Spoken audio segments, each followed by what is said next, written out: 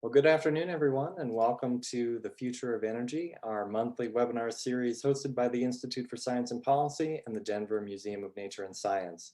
I'm Trent Noss, managing editor at the Institute, and we have arrived at our ninth and final episode already, having covered so much along the way, looking at various elements of the ongoing energy transition, including the grid, renewables, hydrogen, nuclear power, so much more.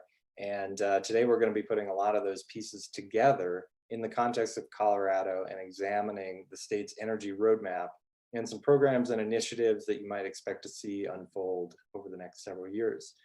As many of you know, Colorado's House Bill 1261, passed in 2019, outlined ambitious greenhouse gas reduction targets for the state, aiming to hit a 50% reduction by 2030 and a 90% reduction by 2050 compared against the 2005 baseline. Obviously, transportation electrification plays a big role in meeting those goals, as does the phasing out of coal-fired power plants. There's a lot of moving pieces. And so 2 years and one pandemic later, where do we stand on implementation? What are some of the opportunities? What are some of the challenges? And how might some of the pending legislation this session change the equation? So we're going to get into it all. I'm looking forward to discussing so much with our guest today. Will Toor is the executive director of the Colorado Energy Office, and his background spans transportation, electrification, sustainable transportation, smart growth, electric vehicle policy, clean energy finance, and so much more. He holds a BS in physics from Carnegie Mellon and a PhD in physics from the University of Chicago. Previously, he was the transportation program director at the Southwest Energy Efficiency Project, served as Boulder County Commissioner for 8 years and mayor of Boulder for 6 years. He has served on a number of councils, committees, and task forces under former governors Ritter and Hickenlooper. And he spent 12 years as the director of the University of Colorado Environmental Center. So very well traveled, so much expertise to share. Will, thanks so much for joining me. Thank you, Trent. Delighted to be here. And I'm going to turn it over to Will for some presentation. While he's getting that pulled up, I'm just going to let the audience know a couple of the terms and bills that you can maybe expect to hear referenced over the course of the session. I mentioned HB 1261, that was from 2019. A couple of the bills currently in legislation now, SB 200, that would seek to codify some of HB 1261's provisions and put caps on emissions into statute. You might also hear about SB 260, and that has to do with transportation directly. So Will's going to speak to that one. You may hear AQCC, and that's the Air Quality Control Commission in Colorado, and that's appointed by the governor and nests under the Colorado Department of Public Health and Environment. And then you may also hear ZEV, which is zero emission vehicles. So just to let you know, those are a few things that might be coming your way. And Will, over to you. Thank you, Trent. Quite an alphabet soup there. So yeah, delighted to be here today. And this is an incredibly exciting time in kind of energy and climate policy. And I've been very privileged to be able to be part of the transition over the last couple of years. Came in with the Polis administration to direct the Energy Office, and have been working with the administration on both sort of shaping and implementing policy over the last 2.5 years. So I'm really going to frame all of this around the state's climate goals and the greenhouse gas roadmap. So back in 2019, we had this incredibly active legislative session on clean energy and climate. Depending on how you count it, there was something like 15 to 16 major pieces of legislation in climate, utility policy, renewables, energy efficiency, electrification, and oil and gas reform. But a few of the core elements, House Bill 1261 for the first time did set legislatively adopted science-based greenhouse gas emissions targets for the state. And that's an economy-wide targets of a 50% reduction below 2005 levels by 2030 and 90% by 2050. There was also a broad grant of authority to the State Air Quality Control Commission, the AQCC, to adopt rules to make progress towards those emissions. Although there was also direction to that basically this would be an all of government effort, and that the AQCC in this implementation should take into account all of the work being done by other departments and agencies, as well as by the private sector and local governments.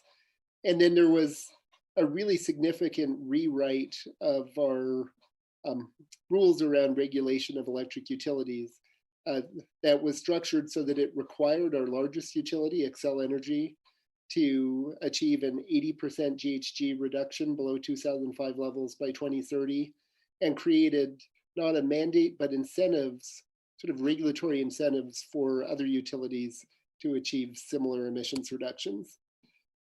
1261 also had language about the importance of climate equity and paying attention to both the impacts of climate change on disproportionately impacted communities and the impacts of climate policy on those communities. And the Air Pollution Control Division has really led an effort working with communities over the last year and a half to develop a climate equity framework that is really focused on making sure that there is meaningful engagement from communities in developing policy, and making it easier to participate in the formal rulemaking process. There's also legislation to further codify this, notably House Bill 1266 this year, which would really give sort of greater direction to CDPHE about how to move forward with this equity framework, as well as in the SB 200, which is a bill that Trent noted that there's some dispute about, but there are elements in it that are supported by the administration that include creating an environmental justice advisory board and an environmental justice ombudsperson position in order to further move forward on equity in our climate work. In terms of the sources of emissions, once HB 1261 started and the governor asked the Energy Office to work with other agencies to develop the strategic roadmap for achieving those targets, using both sort of technical analysis and stakeholder engagement to explore how to get there. The first thing that we did was took a look at, well, where are emissions coming from? And while there are a lot of sources, the things that really stand out are that transportation, electricity generation, the oil and gas industry, and fuel use in buildings and in other parts of the industrial sectors are our largest emission sources. And so our opportunities, certainly in the near term for deep emissions reductions, really are targeted at those sectors. We also modeled sort of where we were headed under existing policy to try to understand how large a gap there was between kind of a business as usual scenario and the targets that we as a state had adopted. What we saw was that prior to the 2019 session, we were actually not going to see a lot of emissions reductions, that we were looking at a fairly flat trajectory over the next decade, that the suite of legislation that had moved forward in 2019 was projected to have a real impact in terms of reducing emissions, but still would not get us where we need to go. That just that sort of updated business as usual scenario would get us to around 25-26% reduction by 2030, whereas our target is a 50% reduction. And so the rest of the roadmap was really focused on developing a near-term action plan to lay out a series of steps that would allow us to fill that gap and achieve that extra 25% or 35 million ton of GHG reduction by 2030. And there are a set of strategies that are really key here. And I'm going to talk about these for the rest of this talk. We'll be talking about details on these strategies. But the first and most important is really continuing the transition to clean electricity generation. Electricity used to be our largest source of emissions. It's now our second largest source of emissions. By the end of the decade, it'll be way down the list. And that's really because of the fact that low-cost wind and solar have made it possible to do a really rapid transition away from burning coal to generate electricity and replacing that with wind, solar, battery storage, some backup from gas combustion turbines, but the vast majority of that replacement comes from zero carbon renewables. So we really are on a trajectory towards 80% or greater reduction from electricity by 2030. And that is going to account for about half of the emissions reductions that we need to get in order to hit that 2030 target. There's also a significant opportunity in the oil and gas industry to achieve deep reductions in methane emissions. For oil and gas, the biggest piece of the emissions that we see from the industry in Colorado is not from the direct combustion of that and CO2 emissions, but is the methane emissions that come, from everywhere from the drilling to pneumatics to compressors, just all sorts of places where you get methane venting or leaking into the atmosphere. And there are opportunities to dramatically reduce those emissions using modern technology, including advancements in sensing technology that make it much more feasible to do something sort of approaching continuous monitoring of emissions. Transportation is key, both looking at opportunities to improve our approach to land use and transportation planning in order to give people more options rather than having to drive everywhere, but also really accelerating the transition to cleaner vehicles. And we've adopted a goal of 1 million electric vehicles on the road by 2030, as well as really jumpstarting the market for electric trucks and buses. Buildings are another really important sector, and in both increasing the energy efficiency of buildings and starting to switch to electric heat pumps. Basically, instead of burning gas in furnaces and hot water heaters, switching to heat pumps and heat pump water heaters can lead to dramatically lower emissions as we move to this near zero electricity generation. And then there's also opportunities for reductions of methane emissions. We're looking at significant reductions from coal mines, as well as opportunities to reduce emissions from industry beyond the oil and gas sector. I'm not going to run through this very busy slide in depth, but it just gives a sense of the type of work plan that is moving forward. That in the roadmap, we really tried to map out both by time frame and by venue the work that would be happening across multiple state agencies and the legislature to move forward in 2021 and 2022 to implement the vast majority of the near-term actions in the roadmap. Just a couple of things that I would highlight here. One, under spring 2021 on legislation, I'll be talking a fair amount about all of the pieces of legislation that are moving forward. I think has the potential to be another year like 2019, where we're going to see sort of really transformational legislation in the sort of clean energy and climate world. Would also note that there's an awful lot moving forward at the Public Utilities Commission that includes, among other things, the recent approval of the first transportation electrification plan of any utility in the state. Xcel Energy's plan to invest about $100 million in EV infrastructure and programs over the next 3 years. And then number of major dockets involving electric resource plans, notably both Excel and Tri-State, our two largest utilities, have plans that are before the Public Utility Commission right now.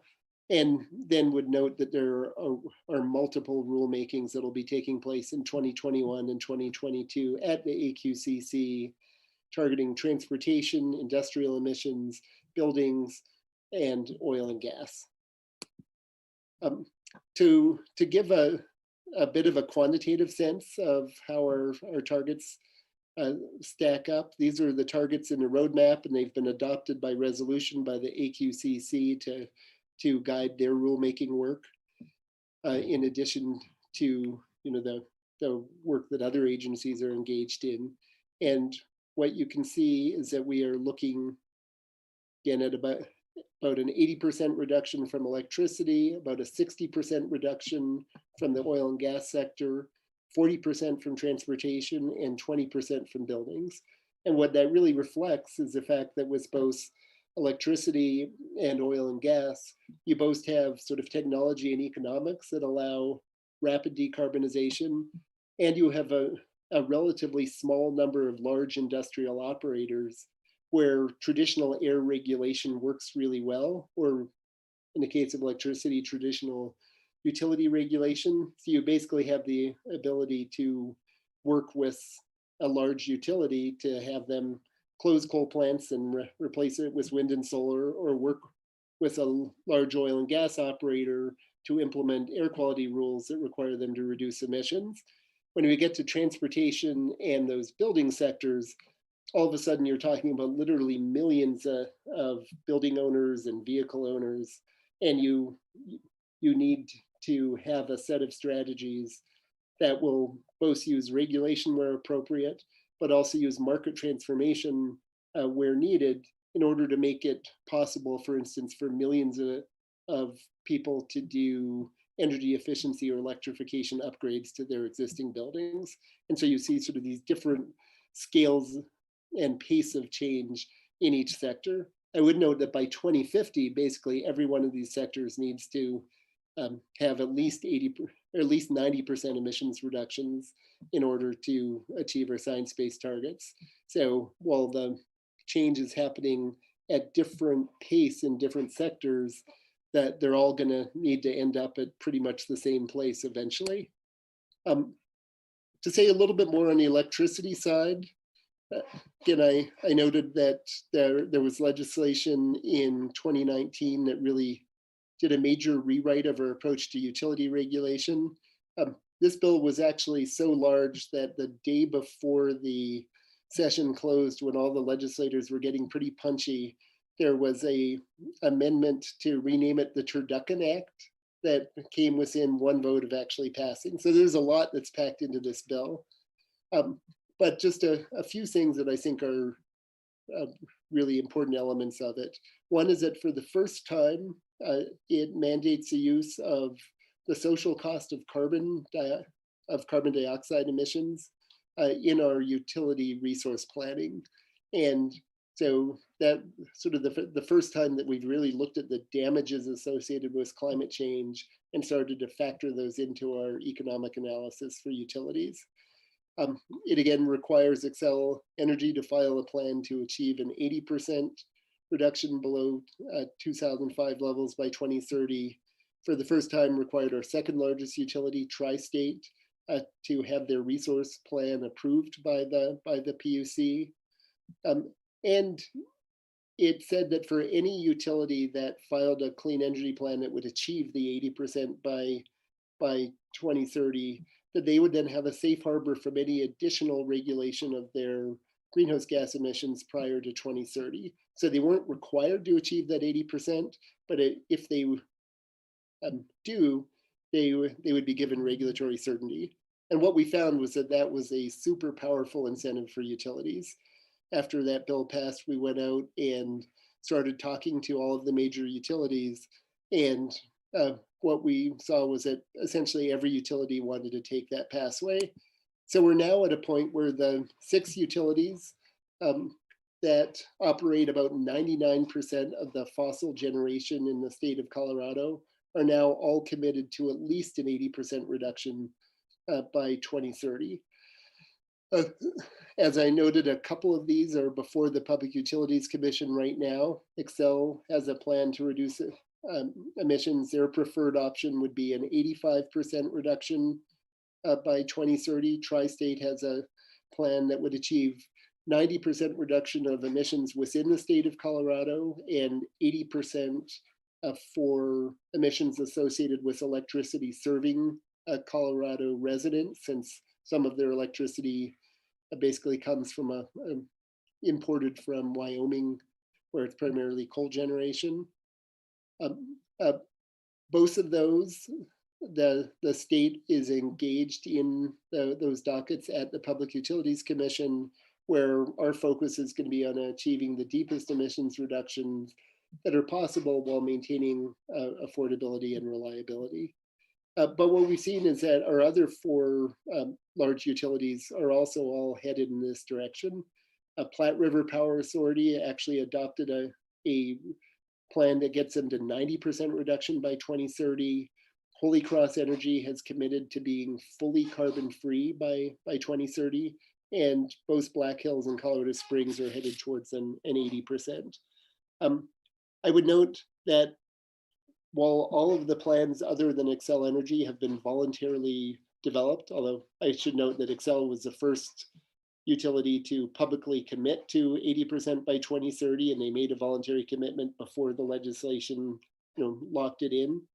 But that all of these other utilities, while they've voluntarily developed their plans, will be moving through both the Clean Energy Plan process at the Public Utilities Commission that really locks these in, as well as the coal plant retirements that each one of them has been announcing. We have then been placing into enforceable air quality plans that are adopted by the Air Quality Control Commission. So the plans are developed voluntarily, but we know they're going to happen. There's regulatory certainty about them moving forward. Oil and gas, I'm not going to say much about, other than that I mentioned that 60% reduction by 2030, and there is a rulemaking process at the State Air Commission to ensure that that reduction takes place. Right now, they're in the stakeholder process, sort of developing the details of the rule, and there will be a formal rulemaking hearing process in the last quarter of this year, so that by December, there should be rules adopted to make sure that we're on that pathway towards a 60% or greater emissions reduction. Buildings. This is really where a lot of the exciting action in the legislature is happening right now. And we have actually 5 or 6 really significant pieces of legislation that are focused on achieving that 20% pollution reduction from buildings by 2030, while also setting the framework for much deeper reductions post 2030. One of the really important bills is Senate Bill 264, that is a sort of really groundbreaking piece of legislation. I don't think anywhere in the country has tried this, that would require our gas utilities to meet carbon targets. And so the gas distribution utilities would have to submit clean heat plans, sort of like the electric utilities clean energy plans, showing how they're going to achieve a 20% pollution reduction over the next decade. And that includes not just their direct emissions, but the emissions from their customers burning gas at the burner tip. So it really will spur the utilities to do investments that help their customers in energy efficiency and electrification, as well as allowing them to achieve these targets through things like blending in hydrogen or acquiring things like biomethane to put in their system. Another piece of legislation that has passed the House and is in the Senate is HB 1238, that will really significantly expand energy efficiency programs from our gas utilities. Right now, our electric utilities do really large customer-focused programs that help their customers achieve reductions in electricity use through things like replacing motors with more efficient motors and upgrading to more efficient lighting. On the gas side, the programs are much smaller, and this legislation really modernizes and expands those programs. It requires utilities to move forward with all cost-effective energy efficiency, including the full social cost of carbon and methane emissions in that cost-effectiveness test. A similar piece of legislation, Senate Bill 246, will require our regulated electric utilities to create electrification programs for their customers. And the idea there is very much like energy efficiency programs, but focused on helping their customers switch to electric heat pumps.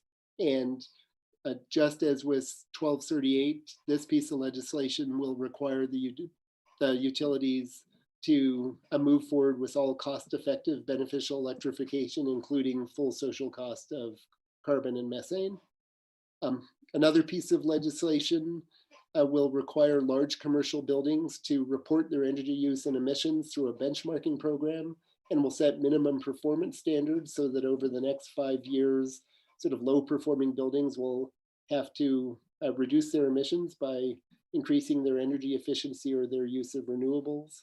And then Senate Bill 230 is a really exciting one that uses stimulus funds to both expand existing financing programs that help homeowners and businesses do renewable energy and energy efficiency in their buildings.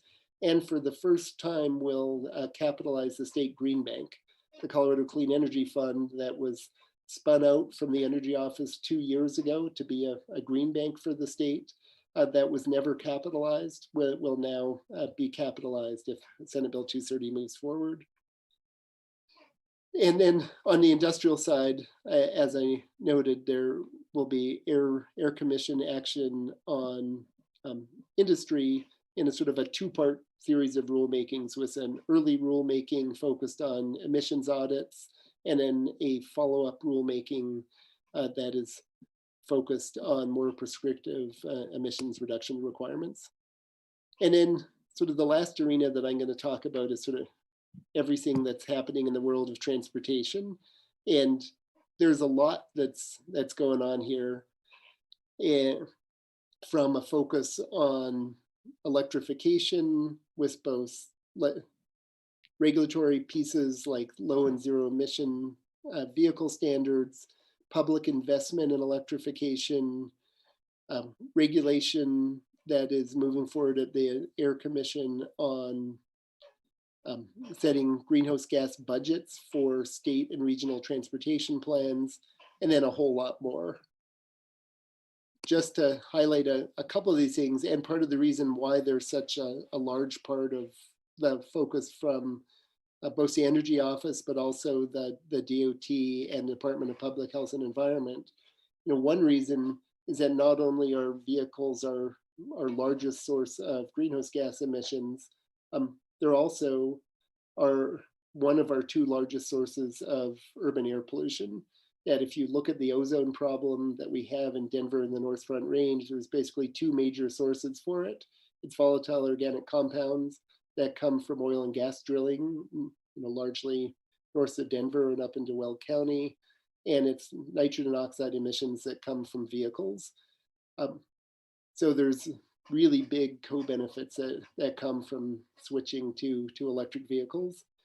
There's also just really big economic benefits, and there was an analysis that was done a couple of years ago by MJ Bradley that found that in moving to high levels of EV adoption over the next 30 years would deliver more than $40 billion of net benefits to Colorado, much of that in avoided fuel costs and maintenance costs, a portion of it in benefits to electric utility ratepayers, because the more EVs you get on the road, the more people are charging at night when there's lots of excess capacity on the system. So you're spreading fixed costs over more kilowatt hours.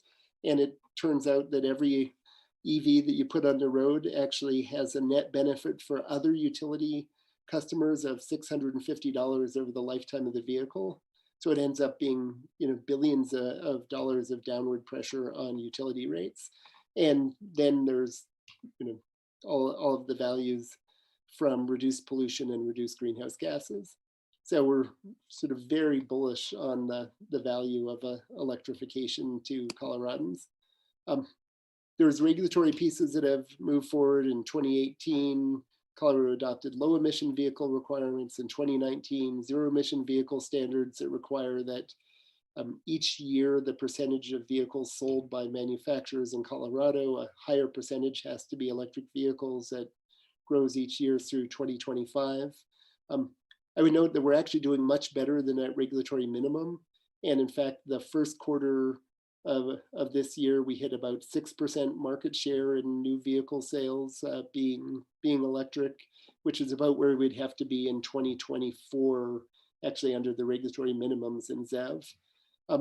And what we see is that when we model the impact of these standards as older vehicles are replaced with newer vehicles, that gets us about halfway to our 2030 targets, about a 6 million ton reduction. I think I'll run past this. Just note sort of the big thing that's happening right now on electrification in Colorado is Senate Bill 260, the transportation funding bill. This is a comprehensive funding bill that both invests general fund in transportation and creates a whole variety of fees to fund transportation going forward. It has investments in roads, it has investments in public transit and multimodal transportation, and it has a really historic investment in electrification. It would, over the next decade, invest about $750 million in supporting electrification. It does this through creating 3 new enterprises. One that lives at the Energy Office. It's a community access enterprise that is focused on charging infrastructure and electric vehicle equity that will allow us to, working with local governments, private sector, and utilities, do the level of investment in charging infrastructure that we're going to need in order to achieve that million EVs on the road by 2030, and will allow the state to create programs to help low and moderate income Coloradans do things like replace older high emitting vehicles with electric vehicles, or to switch to things like electric bikes. There's a fleet electrification enterprise that will live at the Department of Public Health and Environment that is going to focus on replacing largely diesel vehicles, so things like delivery trucks and school buses with electric vehicles, as well as focusing on public fleets and on vehicles that are driven a whole lot, like the vehicles that are driven by Uber and Lyft drivers. And then finally, there will be a transit or electrification enterprise that will live at the CDOT that will focus on helping switch to electric buses. I think I'll run past this one. This is a big one that will be happening this summer. I mentioned that there's a greenhouse gas pollution standard that the Air Quality Commission is considering. This will be formally proposed probably in June to the Air Commission, and there will then be a formal rulemaking process over the course of the summer. And the idea will be kind of similar to what we do today with federally regulated air pollutants, where there's a budget set for the transportation sector. And when an entity like CDOT or the Denver Regional Council of Governments is bringing forward their transportation plans, they're going to have to model those and see what GHG emissions would be associated with those plans and show that they're able to meet the budget. We think that this will be a really important tool for shaping future transportation investment in a way that will be compatible with our climate targets. And I would note that Senate Bill 260 also has significant elements in it that are really focused on directing the transportation planning process to pay much more attention both to greenhouse gases and to equity and air emissions in disproportionately impacted communities as in the future planning process. And just two more slides. One other area I want to highlight that we talk about in the roadmap is the importance of local land use planning.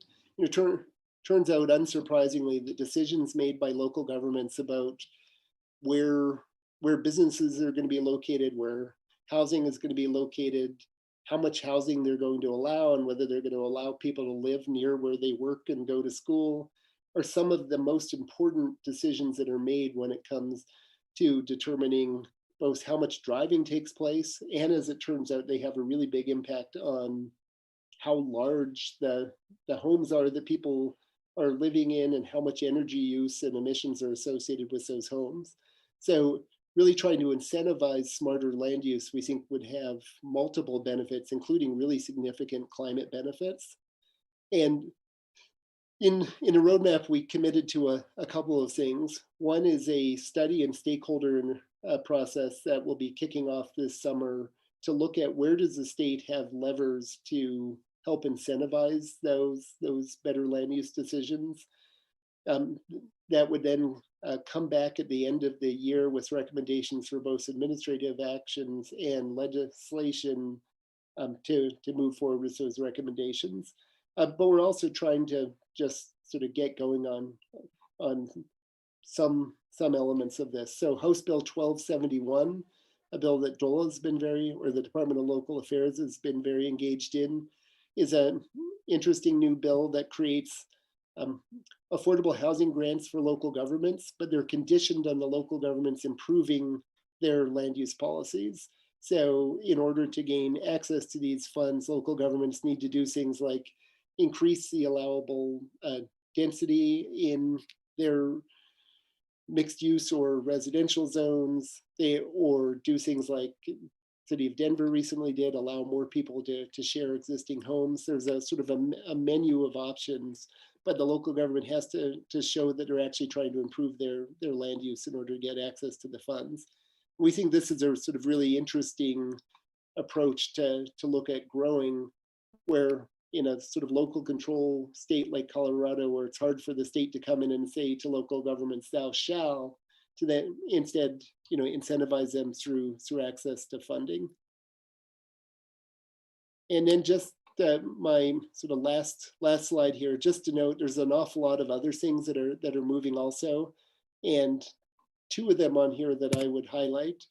We have a pretty deep dive analytical effort going on right now, with a consulting firm, MJ Bradley, to really try to understand the truck market in Colorado and the use of trucks by all sort of different portions of the trucking industry, in order to both understand more about the opportunity to move towards zero emission trucks, and to inform potential 2022 regulatory strategy around things like advanced clean trucks and fleet rules and what are known as indirect source standards.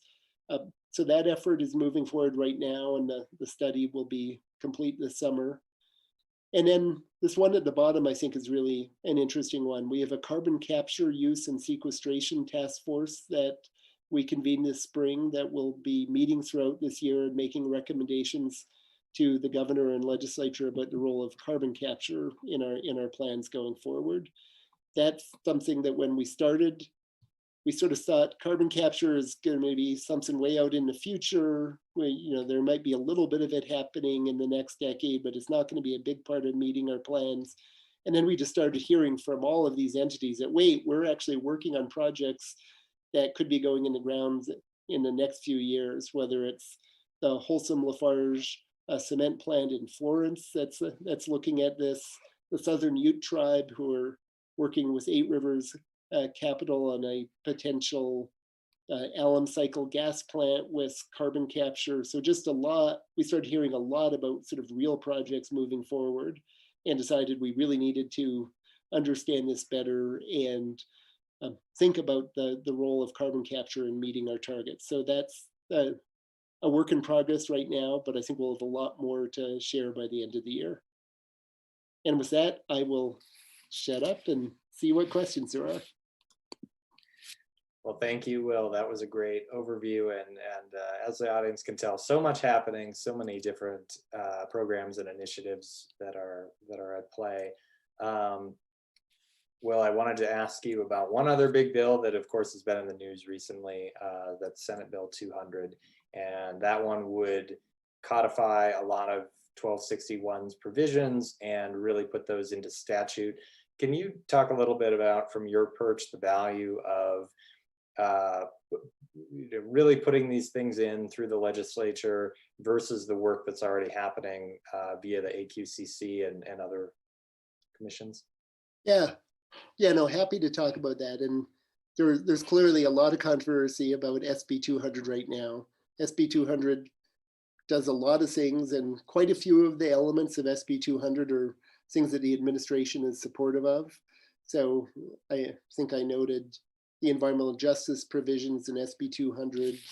The governor supports there's an element of SB 200 that would raise additional revenue to ramp up the work of the climate unit at the Air Pollution Control Division and allow us to sort of have more resources for that regulatory work, which we're supportive of.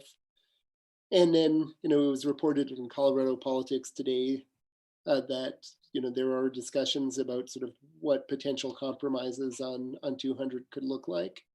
I would say that the pieces that I think give the greatest pause to the administration are really the language that would require binding caps in sectors like buildings and transportation, where we don't really know how you do that, right? Again, it's one thing if you're talking about something like oil and gas or industry, where you can adopt air quality rules that say to, industry, you're going to meet these targets, and you work with them to come up with reasonable and rational approaches that they can move towards. But when you're talking about something like buildings, who are you regulating? Who are you capping? The only way that we can see that you could actually meet the statutory language in 200 in those sectors would be through a cap and trade program. And for a variety of reasons, I don't think that cap and trade is really the best policy approach moving forward. I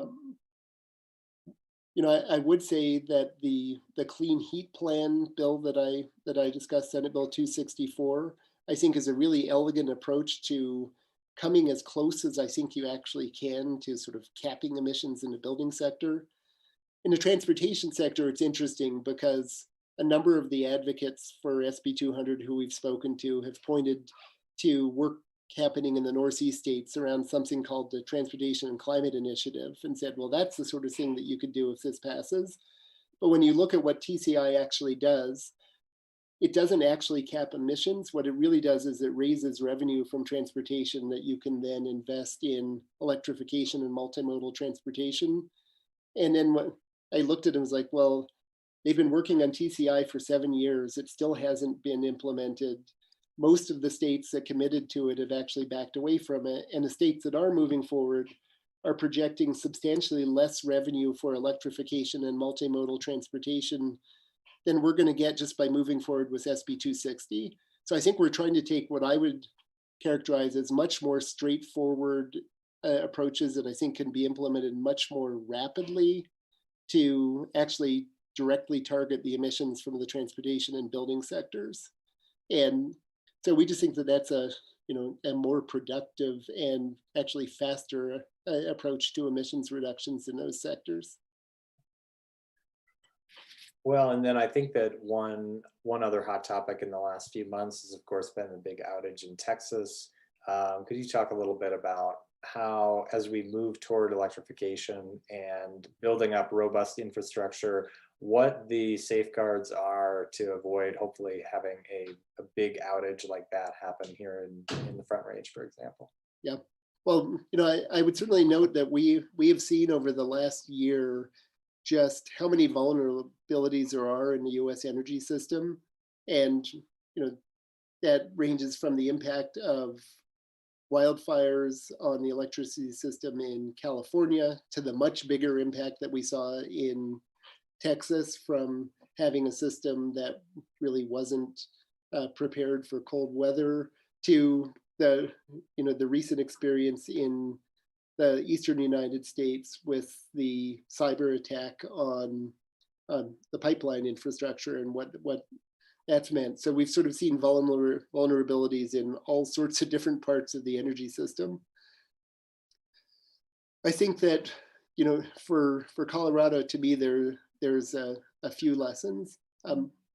One is the importance of just paying attention to reliability in everything that we do. And that's part of the reason that when we talk about the energy transition in the electricity sector here, we always frame everything around deepest emission reductions possible while maintaining reliability and affordability. And it really does need to be sort of all three legs of that stool. I think there's an important element around electric transmission, and there are both proposals before the PUC right now to do substantial transmission investments within the state. And there's legislation that Senator Hansen has introduced, Senate Bill 72, that would likely lead to sort of greater integration of Colorado with other parts of the country, which I think, over the long term is going to be important, both for reliability and for making it easier to integrate higher levels of renewables. Well, this is more of a philosophical question, I guess. Then you've had a lot of roles over your career. You've worked in a lot of different spaces. I'm curious what strategies you've found to be effective around implementing change on let's just say around electric vehicles and electric vehicle adoption. Is it subtle pressure from increasing standards? Is it creating consumer-based incentives? Is it a hearts and minds communication? Is it all those things? I'm curious what you would point to as being very effective. I would say I think it's really kind of an all of the above strategy. So when I look at electrification, a few things stand out. One is that we've got to do it. It's not enough by itself, but there is no pathway to deep decarbonization that doesn't involve transitioning vehicles from gas and diesel to electricity and maybe hydrogen for some of the large trucks, but largely to electricity. So we know we've got to do it. And in order to get there, you sort of have to do everything, right? I mean, you need to have consumer incentives in these early days. Even though EVs are cheaper over their lifetime, they're more expensive upfront today. So you have to have those consumer incentives like the Colorado and federal tax credits. You need to drive down costs over time. And there is no doubt that we're on this downward trajectory for battery costs, and you need to maintain that downward trajectory, because just like with wind and solar, what we saw was early deployment allows you to learn by doing and get economies of scale and get technical innovation and drive costs down. We need that with electric vehicles, and we'll get to the same kind of tipping point that we've gotten with electricity, where wind and solar were more expensive and they required lots of government policy support and financial support to get them in there. They're now the cheapest forms of electricity, and so they're exploding. That's where we need to get with electric vehicles. You need, at the federal level, the kind of advanced manufacturing support to make sure that we build an EV industry in this country and don't cede it all to other parts of the world, so that we can maintain good jobs, good paying union jobs in this country. You need the regulatory element. So, we've adopted the zero emission vehicle standards, which as of now are the strongest standards that you are legally able to adopt in the country under the way the Clean Air Act is structured.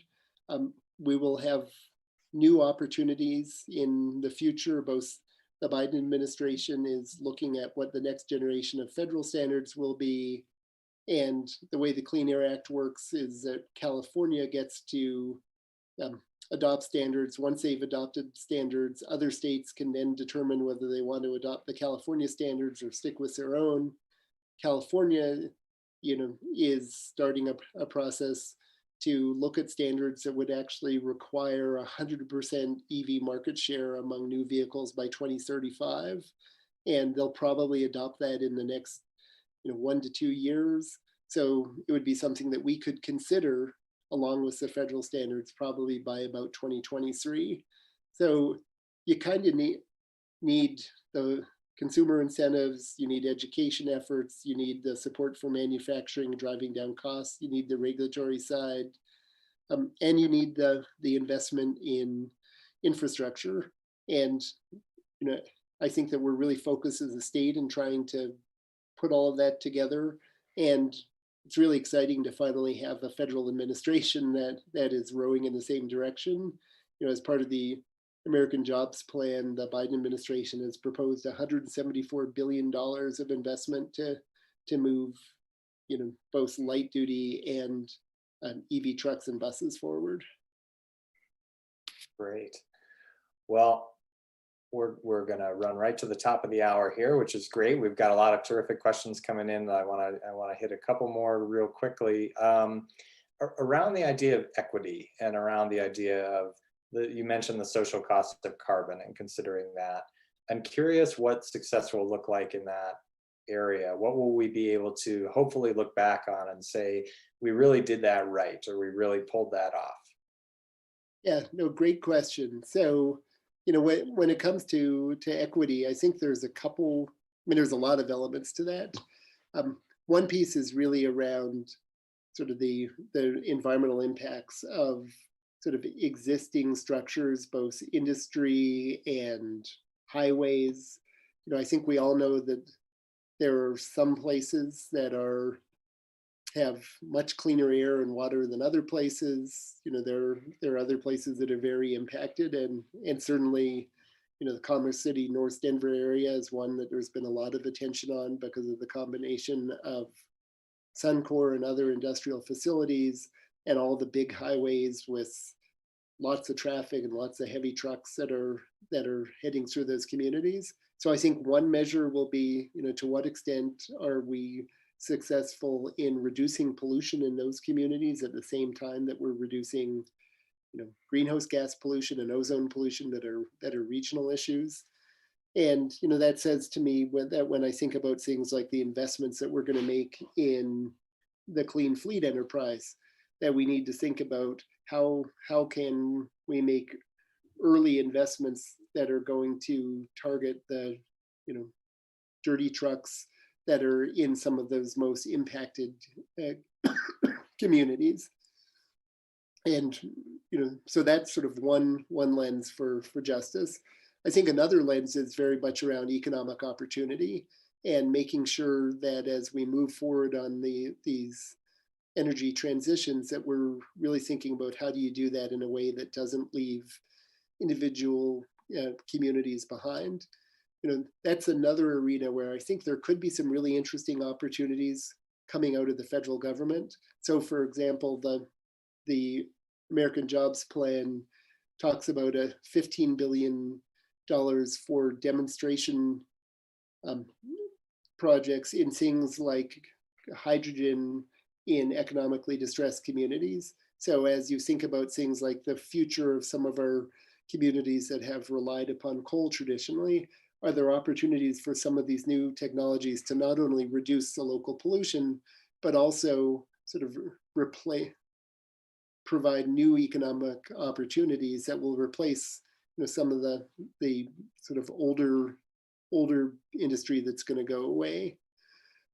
When it comes to social cost of carbon, I mean, that's sort of a different arena where we think it's really important to make sure that when we're doing sort of the accounting, that we get the accounting right, and that part of that has to include making sure that we're thinking about the damages associated with pollution when we're making decisions.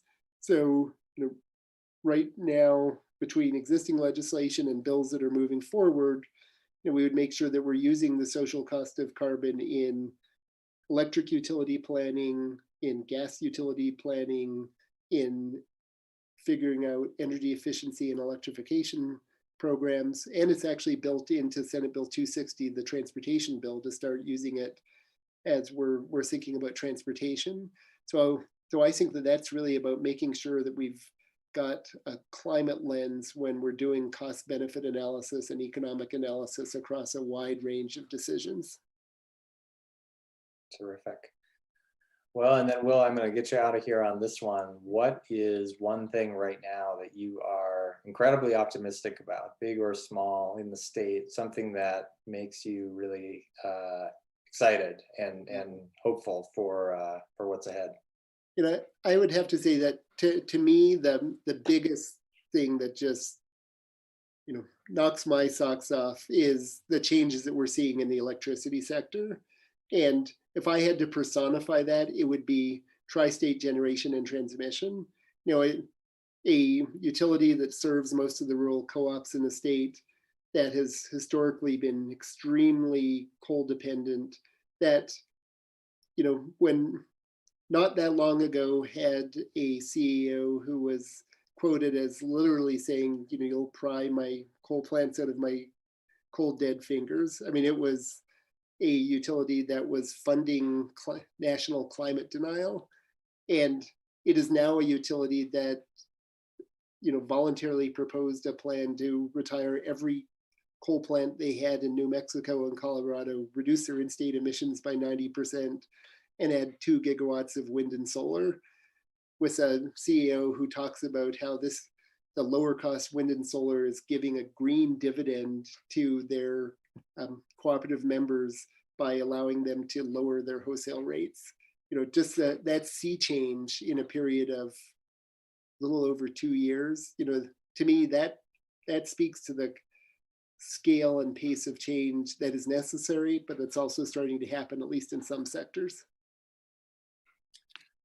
Very well said. Well, Will, I want to thank you for your time today, your expertise. This has been a great discussion, and hopefully our audience enjoyed the very thorough presentation, and lots of great things ahead. So thanks so much for coming on. We appreciate it. Great. Thank you, Trent. All right. Take care, Will. Bye. And I just want to thank our audience today for joining us. I hope you enjoyed the presentation, the discussion, and I apologize, we can never get to all of your great questions. Hopefully we'll have an opportunity to follow up on them in some fashion. This is the end of this series for now. We are going to take a pause for the summer, and we'll be back in the fall with some other programming around energy, hopefully. So stay tuned for news on that. I want to thank my colleagues at the Institute for Science and Policy and the Denver Museum of Nature and Science. They work tremendously to help us put this series on and bring this to you. So thank you to them. And hopefully you'll stay in touch with the Institute. We are on all the usual social channels, Twitter at Institute SciPol. We're on Facebook, we're on LinkedIn. You can find us on the web at institute.dmns.org. And if you want to find a recording of this session or any of our previous Future of Energy sessions, just Google Institute for Science and Policy put that into the search bar on YouTube, and you'll come up with our channel. So thanks again. I hope that you are all staying well, and I hope you have a great rest of your evening. Take care.